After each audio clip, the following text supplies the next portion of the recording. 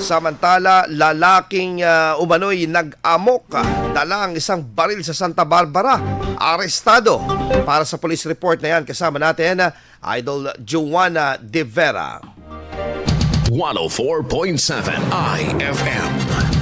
Report! Inaresto ng otoridad ang isang lalaki sa Santa Barbara, Pangasinan dahil umano sa ginagawa nitong panggugulo at pag-aamok habang may hawak na umano'y barila.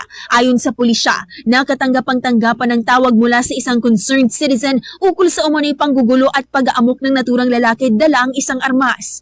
Agad ditong nirespondihan ng otoridad at dito nakita ang inirereklamong lalaki na nagsisisigaw dala ang isang baril. Nang tanungin ng lalaki kung mayroon ba itong patunay na maaari itong magmay-ari ng armas, ay nabigo itong magpakita ng mga katibayan. Dito na inaresto ang lalaki bilang paglabag sa illegal possession of firearms habang nakumpiska rito ang ilang kalibre ng baril, isang magazine na naglalaman ng 5 live ammunition ng caliber 9mm at isang cellphone. Nasa kustodiya na ito ng Santa Barbara Municipal Police Station para sa tamang disposisyon.